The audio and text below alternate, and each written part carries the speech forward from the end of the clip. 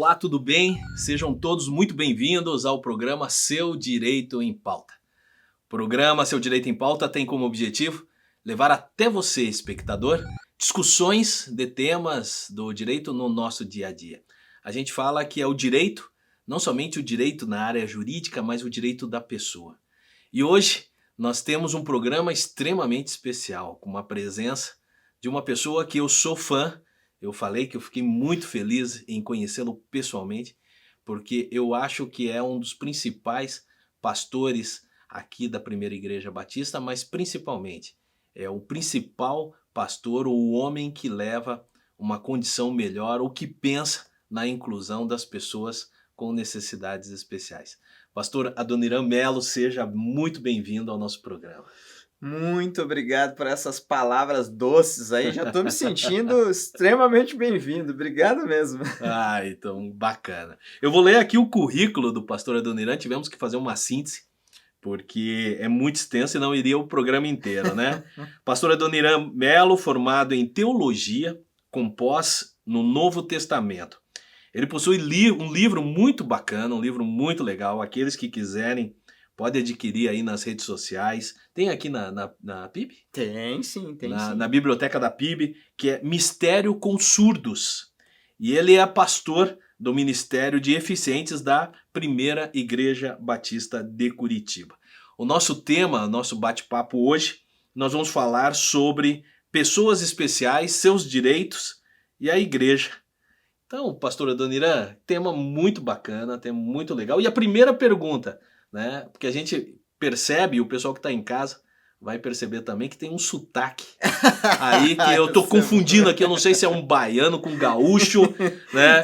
Mas é do norte, né? Exatamente. O que te trouxe do norte para o sul? Como que foi essa tua caminhada? Olha, essa pergunta é muito boa. E todo mundo me pergunta a mesma coisa. Você é de onde? Você é carioca? Você é de Floripa? De onde que você é? Eu sou do Pará. Eu gosto de dizer que aqui na igreja eu sou o único pastor VIP. Sabe o que é o pastor VIP? Vindo do interior do Pará. E eu estava lá, andando para um lado e para o outro, praticando sucuri-jitsu, né? Lutando com as sucuris. Essa é boa. Essa é boa, né? E eu fui achado pelo pastor Marcílio de Oliveira Filho, que era o pastor de música aqui da nossa igreja. E ele ficou sabendo de um projeto que eu estava desenvolvendo na época, que era uma tradução da Bíblia para os surdos, o Novo Testamento. Então fiz o Novo Testamento para os surdos. Hoje tem quase 1 milhão de visualizações nesse canal, que é um canal voltado para o surdo, né? Porque imagina uma coisa que é triste, né? Você ter acesso a muito conteúdo escrito, inclusive a Bíblia, mas o surdo ele não tem acesso a isso. Então foi, de certa forma, trazer esse acesso para a Bíblia, e eu tive o grande privilégio de, durante 11 anos, desenvolver esse trabalho, lançar esse trabalho em formato de canal, que chama Bíblia em Libras Comunicar, e também um aplicativo, e hoje os surdos podem dizer, não, eu tenho acesso à Bíblia. Fui achado nesse contexto, e quando eu cheguei a Curitiba, houve um grande despertamento em mim, vamos dizer assim, para trabalhar também com outras áreas de deficiência, porque eu convivi nesse contexto durante toda a minha infância. Minha avó era cega, tenho primos com outras deficiências, mobilidade reduzida, e eu fui treinado, eu diria, a vida toda para acolher, para receber, para instruir dentro daquilo que é a palavra de Deus, pessoas com deficiência. Então, vim do Pará, parei no Paraná para ajudar pessoas com deficiência a terem ou verem melhor os seus direitos, os seus deveres, as suas capacidades, valorizando e investindo nos seus potenciais para abençoar a igreja brasileira. Isso foi em 2005. 2005, exatamente. Fevereiro de 2005. Fevereiro de 2005. Então, hoje, esse mês, nós estamos completando 18 anos, a maioridade da tua vinda para cá. Você agora tem as suas responsabilidades também. Agora tem minhas E me diga uma coisa, pastor Adoniran, nesses 18 anos que vou falar assim, que passou desde a infância, pré-adolescência, com as dores da pré-adolescência, adolescência, e hoje se torna jovem, recebe as suas responsabilidades, ganha maioridade. Como que você vê esse teu caminhar? Qual que foi o crescimento, as coisas boas, as coisas talvez não tão boas que tenham acontecido? Olha, durante esse caminhar, como você coloca, e coloca muito bem, obviamente que fazendo esse paralelo, eu tive tropeços, cometi erros, mas esses tropeços me trouxeram maturidade para eu lidar com determinadas situações que no dia a dia do ministério são muito comuns. E aqueles tropeços que eu tive no começo hoje me ajudam a ajudar com mais efetividade, sabe? Uma das coisas que eu observo e às vezes eu nem gosto muito de ver era como eu pregava. Eu pregava, não seguia uma lógica muito coerente assim com a própria Bíblia. Pegava o texto, falava disso e às vezes eu fico olhando, eu falo, meu Deus, como eu ainda continuei pregando nessa igreja. Então, esses percalços me ajudaram até a fazer mesmo um olhar mais crítico com relação o trato com a Bíblia, a pregação, o trato com as pessoas com deficiência, os familiares, porque quando nós trabalhamos com pessoas com deficiência, nós não observamos só ou não atendemos só a pessoa com deficiência em si, o que tem essas necessidades específicas, mas os seus familiares. É um conjunto que precisa de atenção, né? Então, eu cometi muitos erros durante esse período, mas depois eu fui percebendo que esses erros foram, na verdade, trazendo para mim um pouco mais eu diria que ampliando essa visão, no sentido de observar o todo, não só a pessoa com deficiência. E hoje nós desenvolvemos um trabalho integral por causa desses percalços que a vida me trouxe no ministério desde 2005 até agora. Então é como uma criança mesmo, que você está falando da Literalmente, dificuldade ou literalmente. das dificuldades que você teve na pregação, é como as primeiras palavras de uma criança que a gente tem que ensinar, muitas vezes não pronuncia da forma correta, mas Exatamente. com o crescimento tudo vem, né? E Isso. como também uma criança, muitos irmãos próximos ajudando Com no certeza. crescimento, acompanhando, irmãos mais novos. O ministério ele não começou como um ministério de especiais, né? Não, Não. deficientes. Ele começou como um ministério de surdos. Exatamente. Em 1984, olha que coisa espantosa, né? Uma pessoa surda veio à igreja e deixou todo mundo apavorado, porque foi assim, ele chegou e todo mundo querendo atender, mas ninguém sabia se comunicar com ele. E no meio desse apavoramento geral da comunidade, uma irmã que era professora dele o reconheceu, veio até ele enquanto o pastor pregava, ela sentada de frente para ele, ela reproduzia a mesma coisa que o pastor estava pregando e ele conseguia ler os lábios dela, Leitura com labial. muita dificuldade conseguia ler. E no próximo domingo ele veio, e no outro domingo ele veio, e no outro domingo ele veio. Então passou por discipulado, batismo, tá aqui na igreja até hoje, irmão Fausto, né, Siqueira. E é interessante porque a partir dele outros amigos que ele tinha da comunidade surda vieram para a igreja, então surgiu a necessidade na época de começar uma interpretação em mímica. Chamava-se mímica na época. Então alguém vinha, fazia a mímica e os surdos eram então incluídos nesse contexto de culto, de igreja. Uma coisa impressionante.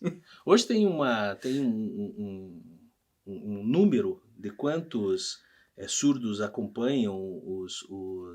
Olha, nós temos o pessoal que participa do ministério semanalmente, que gira em torno de 90 a 100 pessoas.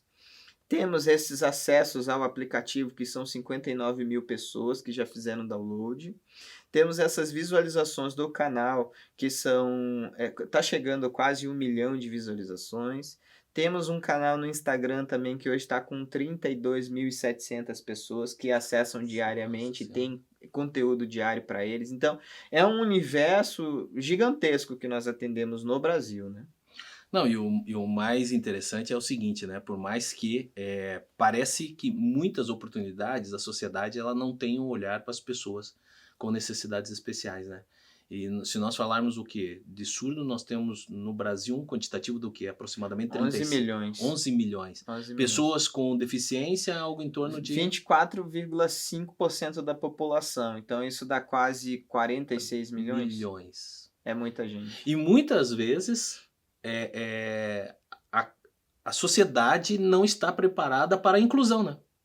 Seja na parte de educação, eu vou colocar um negócio para você que você vai acreditar, quer dizer, você não vai acreditar, mas eu sei, vários prédios públicos, não aqui em Curitiba, mas principalmente nas cidades de região metropolitana e do interior, elas não têm acessibilidade. Prédio público que exige, prefeituras, que exige com que as empresas cumpram a legislação de acessibilidade, não tem acessibilidade nos seus próprios prédios, né?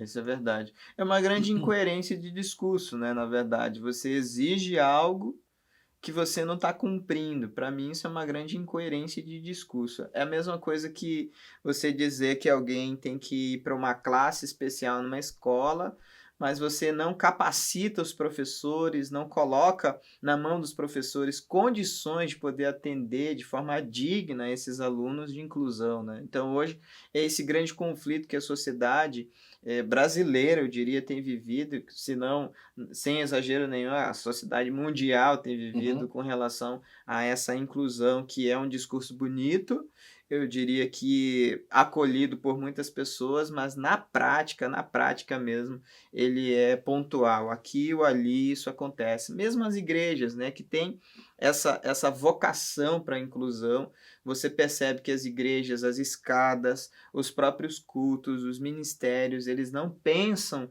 em pessoas com deficiência quando eles estão estabelecendo ou desenhando os seus programas anual, né? Então, está ali fazendo um congresso. No congresso ele não pensa na necessidade de um intérprete, de um audiodescritor para o deficiente visual, de possíveis materiais em braille para dar acesso para aquele deficiente visual que deseja participar, rampas para promover a acessibilidade, ou mesmo colocar um indivíduo com deficiência para participar do programa, fazer um louvor, fazer uma oração, fazer uma leitura que seja, trazendo essa pessoa para o centro, para ter uma certa visibilidade e promover uma reflexão para aquele que está ali participando, né? Imagina o impacto que é para alguém que está participando de um evento, ver uma pessoa com deficiência, na sua dificuldade, chegar com a cadeira de rodas e ler um texto bíblico. Isso é extremamente impactante, né? Legal. E eu tive, agora eu me lembrei, o final do ano passado eu estive em Ponta Grossa, não sei se você conhece, tem uma associação lá muito bacana chamada APADEV. Não conheço. É uma entidade de muito tempo e eles trabalham a pessoa com deficiência visual. É como se fosse uma PAI, né, para deficiente visual.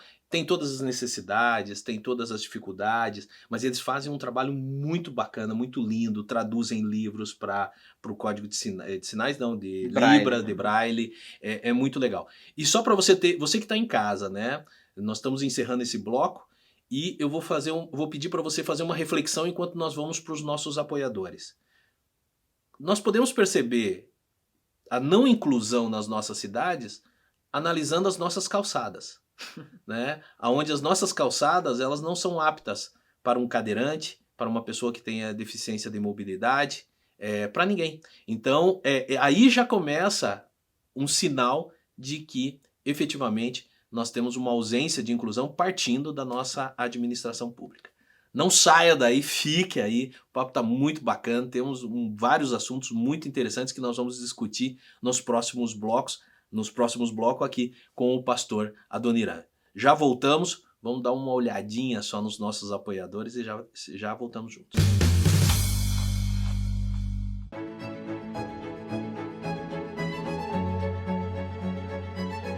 Venha passar momentos agradáveis com a sua família e amigos e saborear o delicioso café colonial da Merano.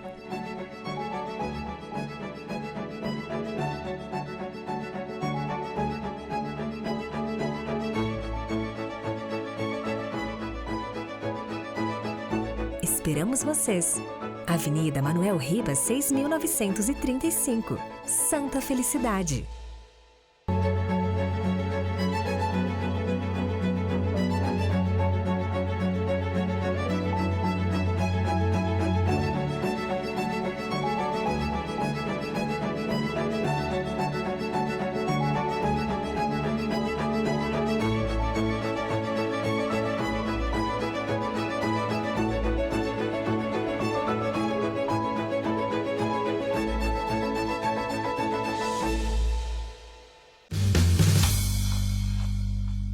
Estamos de volta com o programa Seu Direito em Pauta com um convidado especialíssimo que é o pastor Adoniran de Mello. Adoniran Mello, não tem o D, é Mello, não tem o D.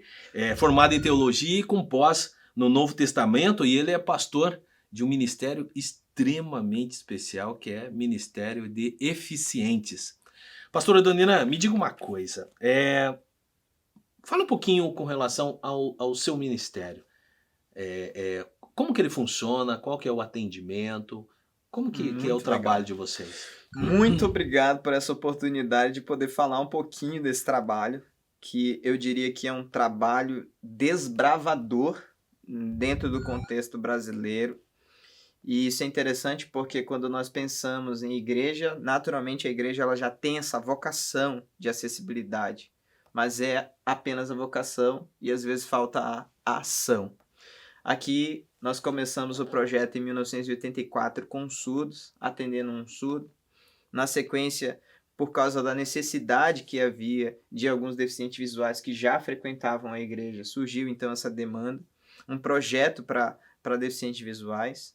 E eu andando pelo corredor da igreja, a esposa de um pastor chegou para mim e falou: pastor, nós já fazemos um trabalho incrível com surdos, com cegos, e o meu irmão que é cadeirante, que tem paralisia cerebral, que está em casa, o que nós podemos fazer por ele? Então, a partir dessa iniciativa e desse coração que estava ardendo pelo seu irmão, nós começamos um projeto para cadeirantes, aqueles que têm mobilidade reduzida também, muletantes, amputados. Na sequência, surgiu também uma pequena demanda, na época era quase que inexpressiva, de crianças autistas. Por causa disso, iniciamos um projeto para autistas, que foi agregando nesse projeto também síndromes de Down, deficiências intelectuais, doenças raras. Hoje nós estamos também acolhendo crianças, adultos, jovens, idosos com altas habilidades e superdotação. Entrou um outro aspecto de genialidade também nesse período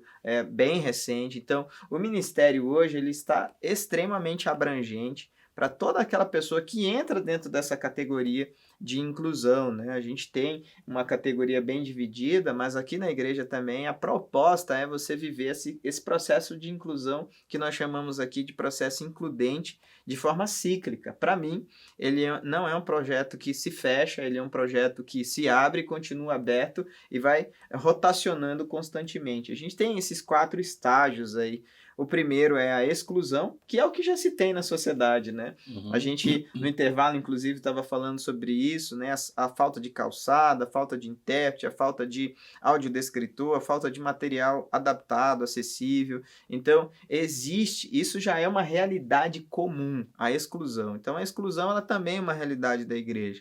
Na segunda, vem a segregação, que muitas pessoas olham a segregação com um olhar negativo. Eu gosto de olhar a segregação como parte do processo. Então, você traz para um grupo de pares, onde eles poderão trocar ideias, onde eles poderão fazer esse processo de eu diria que adaptabilidade do ambiente, né? Então você vem, você consulta o ambiente, você se adapta ao ambiente, você não precisa ficar no culto todo se você não gosta daquelas eu diria que estímulos sensoriais que existem, a iluminação, o som alto, uma palavra que às vezes ofende, uma cor que ofende. Então, você segrega, você traz para um ambiente mais, eu diria que apaziguador, né? E daí você volta para o culto e vem para esse ambiente, volta para o culto, vem para esse ambiente, para fazer esse processo natural de adaptação. Então, você precisa segregar.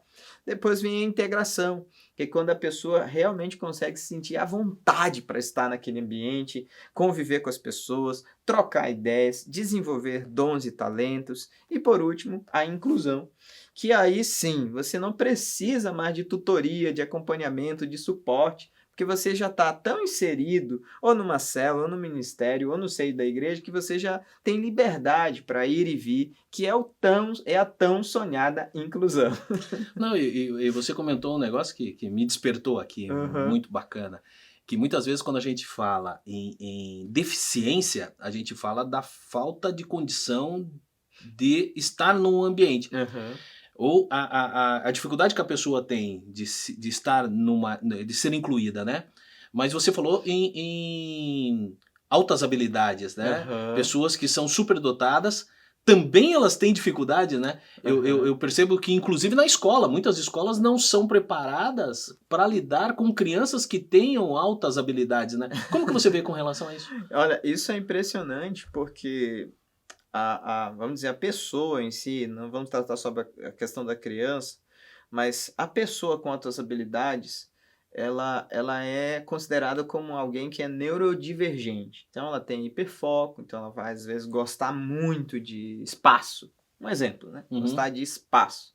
Então, ela vai estudar as estrelas, as constelações, o movimento constante dos planetas, as partículas que formam tudo que existe. Elas vão gostar de muitas coisas. E isso vai ser o hiperfoco. Mas quando chega em algo que é muito fácil para ela, é frustrante.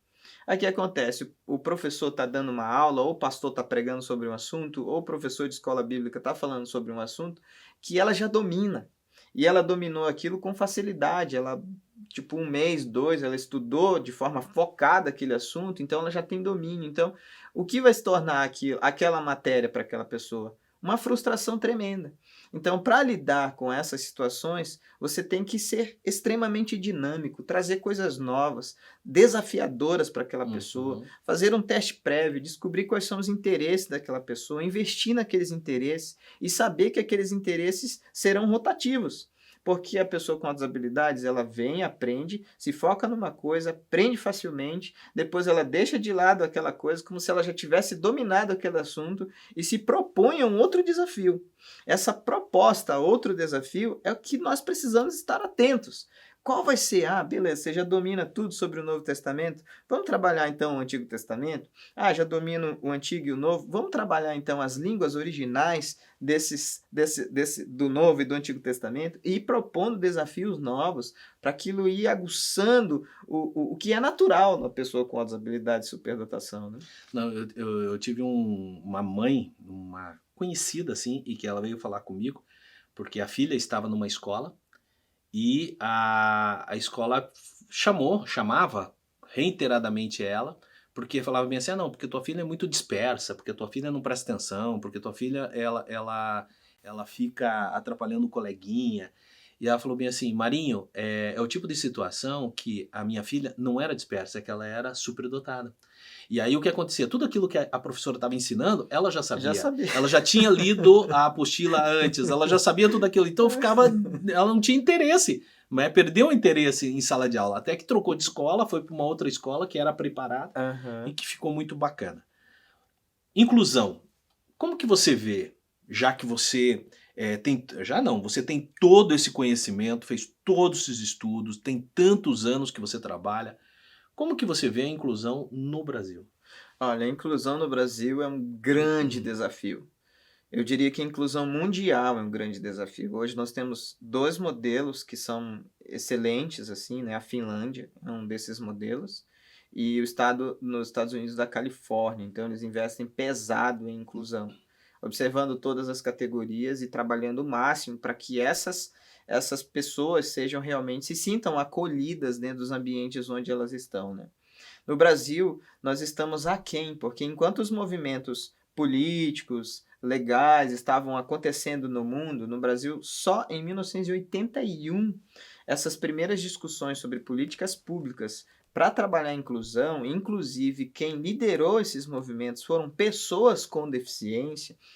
No Rio de Janeiro, os primeiros movimentos surgiram e eles foram finalmente atendidos depois de um grande quiprocó, eu diria, de uma bagunça santa, eu diria, no Rio de Janeiro em 1981, foram atendidos então por uma comissão em Brasília para começar a se pensar nas primeiras leis que hoje são vigentes no Brasil, como a 13.146 de 2015, que é a lei de inclusão, que demorou 10 anos em discussão e trâmite para que esse estatuto da pessoa com deficiência fosse elaborado e apresentado à sociedade, e hoje amparando pessoas com deficiência, dando dignidade para pessoas com deficiência. Então, imagina, em 1981, enquanto o mundo já está falando sobre inclusão, o Brasil inicia seus primeiros movimentos sobre inclusão. Então, nós estamos muito atrás no sentido de viver inclusão na prática, né? Há movimentos e situações, mas como nós já mencionamos isso com relação à educação, também é o mercado de trabalho, né? A lei de cotas, por exemplo. Trouxe a lei de cotas, ela veio como uma proposta bonita, romântica, que todo mundo acolhe e aceita aquilo como sendo algo muito lindo, mas em contrapartida não tem leis que possibilitem à pessoa com deficiência um treinamento adequado, adaptações nesse mercado de trabalho para que pessoas com deficiência possam trabalhar, estar servindo e produzindo naquele ambiente. Então, são coisas que a gente percebe que tem iniciativa, mas a iniciativa parece que usando português claro, né? Para inglês ver. Para inglês ver, não é para pessoa com deficiência realmente ser inserida na sociedade e desenvolver os seus direitos, deveres e crescer como ser humano também, né? Não, e um detalhe interessante, o pessoal em casa deve estar perguntando, né? Mas, poxa, eu gostaria de ajudar. Eu tenho uma empresa, sou empresário, sou empreendedor, gostaria de auxiliar. Como que eu faço? E até mesmo no dia a dia nosso, né? Eu estava numa reunião com alguns colegas professores e tem um colega que o filho dele é autista. E nós estávamos falando das necessidades que nós temos hoje em sala de aula, né? E ele falou um negócio muito bacana e que eu acho que vem bem a calhar como a gente deve agir hoje no dia a dia, nós pessoas, né? Ele falou bem assim, não analise pela tua régua, pelo teu ponto de vista. Ele falou, se coloque a empatia, se coloque no lugar da pessoa que tem alguma necessidade especial. E a partir desse olhar que você vai ter que interpretar o dia a dia e o teu relacionamento com essa pessoa, né? Ele falou bem assim, então às vezes a pessoa está num ambiente, ela está agitada, ela está...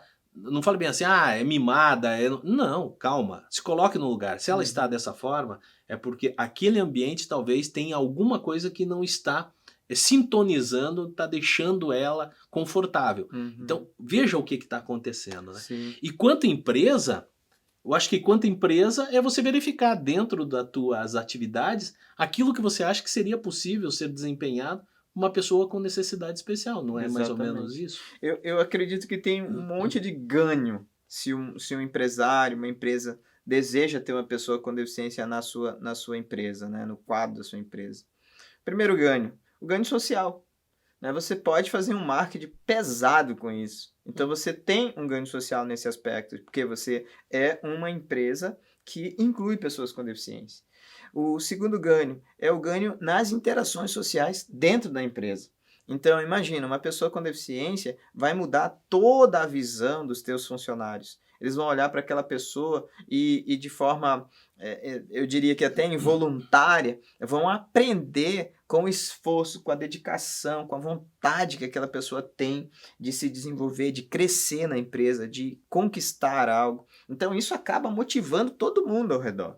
E tem também, eu diria que esse ganho emocional para você e para os demais. De você, às vezes, estar um pouco... Ai, nossa, será que eu vou? Será que eu não vou? Opa, mas fulano tá lá.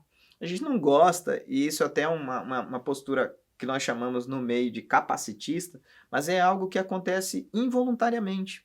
Você se compara às pessoas. Isso, inclusive, é uma lei natural da sobrevivência, né? A lei da comparação. Você se compara o tempo todo você está se comparando com alguém. Então, se tem um indivíduo com deficiência no ambiente, você vai se comparar com ele e vai aprender com ele também. E tem mais um detalhe. Fortalece dentro das empresas o clima organizacional. Exatamente. Eu tenho uma história do meu irmão, ele trabalha em instituição financeira e chegou um cadeirante. E só que é um prédio com 2 pisos, né? Ele falou, cara, mas será que vai dar certo? Não vai dar certo? E daí o que aconteceu? O funcionário começou a trabalhar, o novo colaborador, extremamente inteligente, se acidentou em uma oportunidade.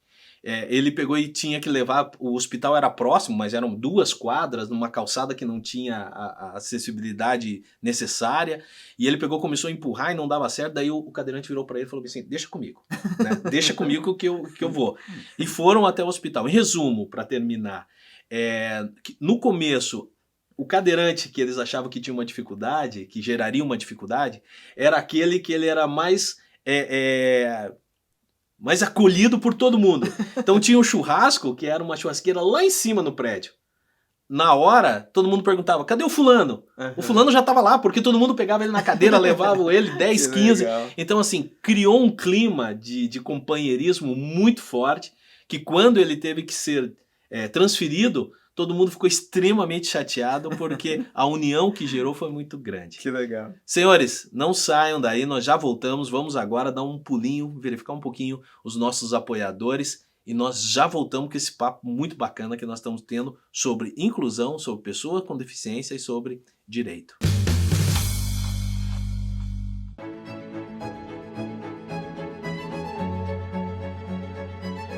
Venha passar momentos agradáveis com a sua família e amigos e saborear o delicioso café colonial da Merano.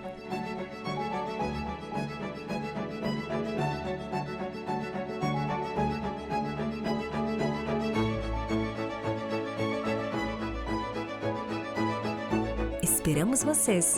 Avenida Manuel Ribas, 6.935, Santa Felicidade.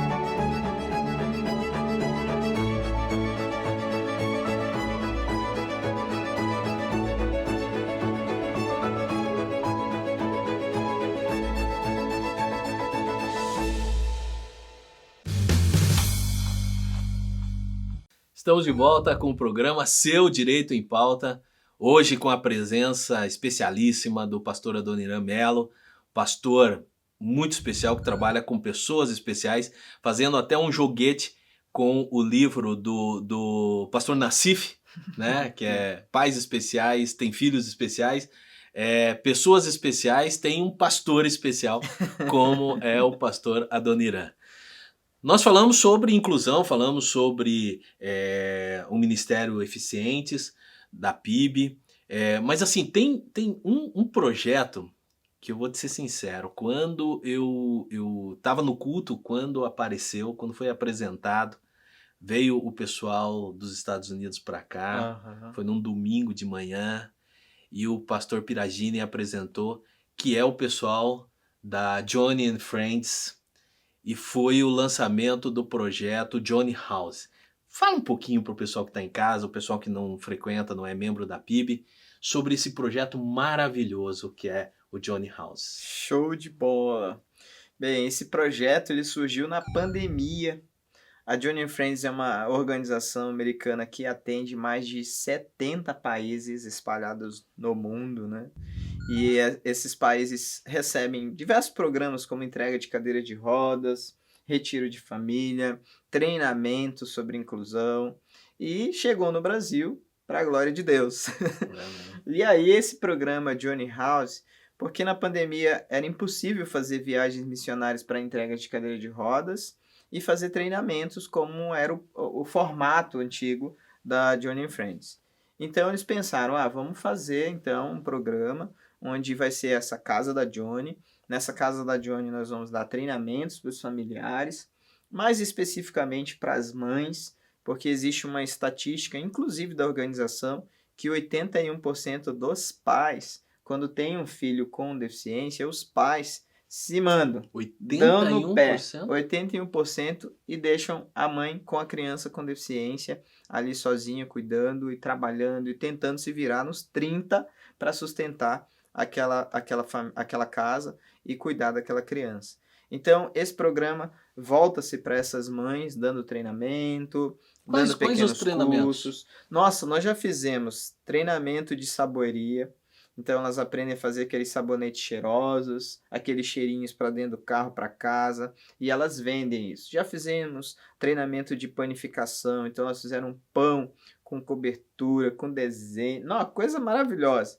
Bolo, comidas congeladas para fazer essas vendas dentro do seu contexto familiar, de amizade, nos seus grupos de WhatsApp, né? Então, esses treinamentos vêm para, de certa forma, agregar algum valor econômico para que essa mãe consiga sustentar a sua casa, acolhendo ali os seus familiares com deficiência e respeitando aquilo que é também o seu limite, né? Eu preciso fazer isso em algum lugar, mas eu vou conseguir apenas fazer em casa. Então ela faz em casa, ela consegue desenvolver esse projeto em casa. A Journey House traz essa proposta. Também a proposta de atendimento terapêutico.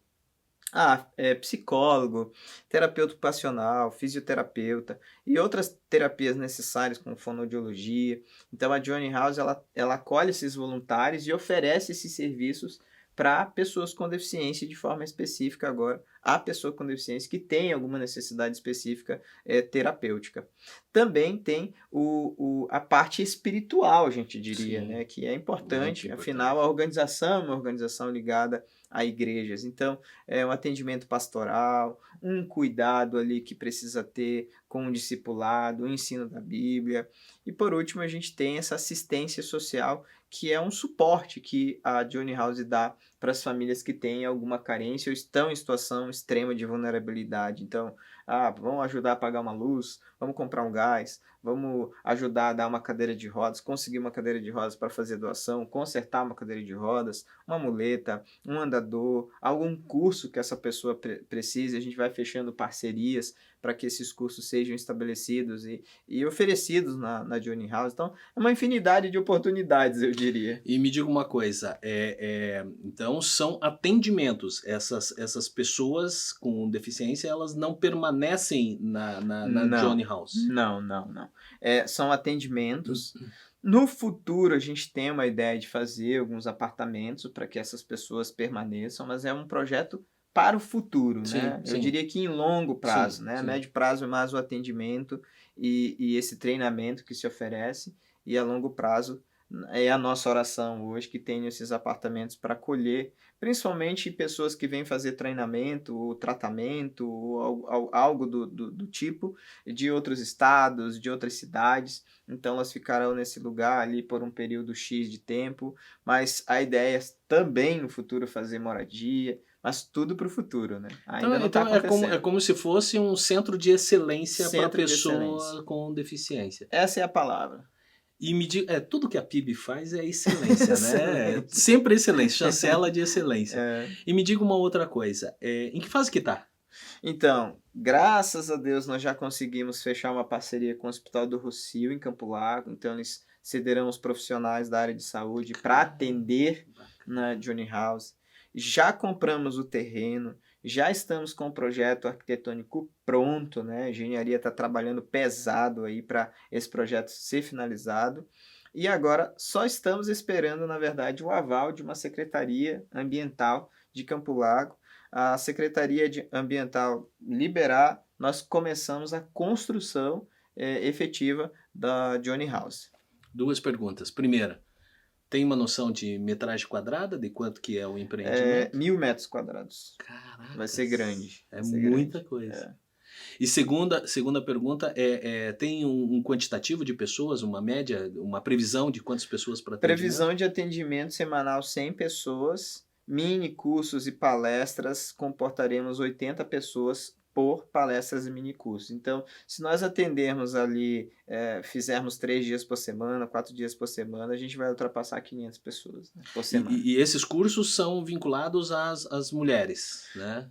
As mães. E pessoas com deficiência também. Então, nós vamos também oferecer esse treinamento para pessoas com deficiência, uma vez que o mercado de trabalho já apresenta essa necessidade. Então, nós ofereceremos curso de informática, currículo, o próprio como se comportar no meio de pessoas que não têm deficiência, porque tem esses dois lados, né? A pessoa que não tem deficiência não sabe, às vezes, como se comportar com pessoas com deficiência, e o outro lado também é real. A pessoa com deficiência, às vezes, não sabe como se comportar com pessoas que não têm deficiência.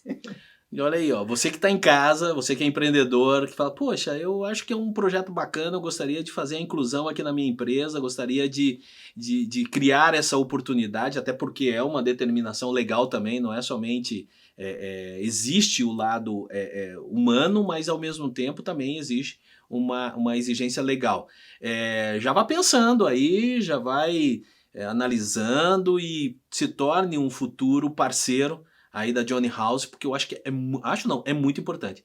E o colega também, você gostaria de fazer o convite, tem aquela pessoa que está em casa agora e que fala, olha, eu sou artesão, eu sou uma pessoa que tem uma habilidade e tenho facilidade em ensinar. Ela tem, como que ela pode ajudar? Muito legal essa palavra, porque os cursos vão se basear nesse serviço voluntário. Então, quem trouxe o curso ali de panificação foi uma pessoa voluntária que trabalha em padarias, servindo padarias e tudo mais, mas dispôs de um tempo para ensinar ali as mães a fazerem esses pães. Então, se você tem alguma habilidade, desde costura, pintura, ou outras habilidades como treinamentos, você procura a gente aí, entra no site da PIB Curitiba, /Johnny House, e ali tem um cadastro de voluntários, você já pode dizer a habilidade que você tem, e nós vamos entrar em contato, porque nós queremos fazer um calendário mensal de curso, para colocar para a comunidade de pessoas com deficiência aqui do Paraná. A gente vai querer abranger o estado todo, então vamos colocar para essas pessoas e essas oportunidades certamente mudarão a vida e a história delas. E você também que é empreendedor e fala, poxa, eu gostaria de apoiar, né? Nós temos um exemplo clássico aqui em Curitiba, que é o Pequeno Príncipe. Exato. O Pequeno Príncipe é uma referência, um case de sucesso na parte de parceria entre a entidade e a iniciativa privada, aonde a última pesquisa que eu fiz tinha lá 700 empresas que ajudavam financeiramente a manutenção do Pequeno Príncipe, né? E tem aí todos os outros eventos, como aconteceu de corrida, aí é do Erastinho, né? Que é outro case também de sucesso, a construção do Erastinho com a corrida, participei da corrida, inclusive. Então você também que é empresário, e fala, poxa, eu acho que é um investimento interessante, além de que gera uma mídia social extremamente importante também, Sim. que você pode utilizar, e quem sabe, num futuro não tão distante, nós possamos ter não 700 do Pequeno Príncipe, mas 800 mil apoiadores aí para Johnny House, que vai nos auxiliar na manutenção da entidade, que eu acho que é muito, muito importante, né? Voltando à situação da Johnny and Friends também, tem a questão da cadeira de rodas. Eu vi nas tuas redes sociais e acompanhei também aqui nas pregações, que cada dia você estava num canto do Brasil diferente, entregando, e não era assim, gente, não era entregando uma, duas ou três cadeiras, não, era centenas de cadeiras, né? Como que foi esse projeto? Nós também? entregamos 250 cadeiras de rodas por vez, né? Então vem um container. O programa em si ele é muito especial, porque ele é um programa de inserção social, de reinserção social para prisioneiros nos Estados Unidos. Então, eles recolhem, a Johnny Friends recolhe cadeiras usadas, leva para os presídios americanos, e ali os prisioneiros eles fazem reformas, e a cadeira fica nova. Você não diz que aquela cadeira é uma cadeira usada, mas de jeito nenhum, porque desde a pintura, do estofamento, todo o cuidado, eu diria que todo o carinho que eles colocam naquela cadeira, porque eles sabem que eles estão fazendo a diferença na vida de alguém, na família de alguém e na vida de alguém. Então eles dão o melhor e ainda recebem um abatimento da sua pena e ganham 50 centavos de dólar por cada cadeira que eles conseguem reformar. Então é uma grande motivação que eles têm para fazer isso. E aí, na sequência, a Johnny Friends recolhe essas cadeiras dos presídios, colocam num container e enviam para esses mais de 70 países. Mas o que mais tem feito entregas hoje é o Brasil. Porque o Brasil ele é um país com extensões continentais, né? Você olha para o Brasil e vê, gente, que país é esse? É muito grande. Então, nós já andamos de sul a norte, de norte a sul, centro-oeste, sudeste, entregando cadeira de rodas. Nós já ultrapassamos a marca de 2.000 cadeiras entregues. Ano passado isso foi fácil, porque quando nós voltamos da pandemia, entregamos em Porto Alegre, Recife, Sertão do Nordeste, sertãozão mesmo. A gente diz que é sertão brabo, né, do Nordeste. O pessoal ali recebendo cadeira de rodas, com equipe que vem dos Estados Unidos, juntando a equipe brasileira, fisioterapeutas, terapeutas ocupacionais, mecânicos de cadeira de rodas, pessoal que faz o registro das histórias. E o cadastro é muito simples, a pessoa entra em contato com a igreja que está sediando o evento, faz ali um pequeno cadastro e cerca de um mês, 2, a cadeira de rodas chega para eles. E ela é personalizada, então. Isso que é muito legal, porque no cadastro vem as medidas da pessoa e uma foto. Então, o terapeuta, quando recebe já esse cadastro, ele fica, será que nós temos uma cadeira para essa pessoa? E aí, personaliza a cadeira, literalmente transforma a cadeira, e em alguns casos faz uma cadeira nova para aquela criança, para aquele jovem, para aquele adulto que tem aquela necessidade específica. Então, é um trabalho fantástico, que é de transformar histórias, transformar a vida. E existe uma pesquisa da organização da Johnny Friends que cada cadeira entregue impacta diretamente, não é indiretamente, diretamente 41 pessoas. A família, os terapeutas, a escola, a vizinhança. Então, são muitas pessoas, muitas vidas impactadas por causa de uma cadeira de rodas entregue. Pastor Adoniran, chegamos ao final do nosso tão rápido assim. Pois é, mas isso é bom porque daí já fica o convite para a próxima vez, né? E aí nós vamos acompanhando a Johnny House também aí, todos esses projetos bacanas do Ministério dos Eficientes. A última pergunta que eu te faço, né? Você pegou e falou em várias oportunidades que muda a vida das pessoas, né? Exatamente. Muda o ambiente. Tem uma situação que num determinado momento, não me lembro se foi numa pregação, se você fala de que se você quiser mudar o mundo, se mude e comece mudando o teu mundo, né? Em razão assim de tanta coisa e tanta bênção que Deus te deu, no fato de você mudar o mundo das pessoas e mudando o mundo não somente, e quando você muda o mundo daquela pessoa, daquele cadeirante, daquele surdo, daquela pessoa com necessidades especiais, você está mudando o mundo do entorno dela também, né? Então, por causa desse teu trabalho e fazendo já um resumo de tudo que nós comentamos aqui hoje, da tua vinda do Pará para cá, 18 anos que você está aqui, esse trabalho que você teve, todas as dificuldades que você teve, hoje a alegria que você fala de todos esses projetos e todo esse alcance que existe hoje. Qual que seria, assim, a tua mensagem para a pessoa que está nos ouvindo em casa e que ela pudesse resumir tudo isso que nós falamos hoje? Que legal. Faça das pequenas oportunidades um grande espetáculo. Cada oportunidade que nós temos de transformar a vida de alguém parece pequena às vezes, mas uma cadeira de rodas que você entrega ou que aperta uma roda ali, enche de ar uma câmera que está vazia da história de alguém, um abraço que você dá, um olhar, um sinal que você aprende em Libras, um oferecer-se para ajudar uma pessoa com deficiência visual a atravessar a rua, o acolhimento a uma família autista, parece pequeno. Mas essas pequenas atitudes são as atitudes que transformam o mundo, né? Marcos capítulo 4, Jesus vai contar uma parábola, ele fala sobre o grão de mostarda.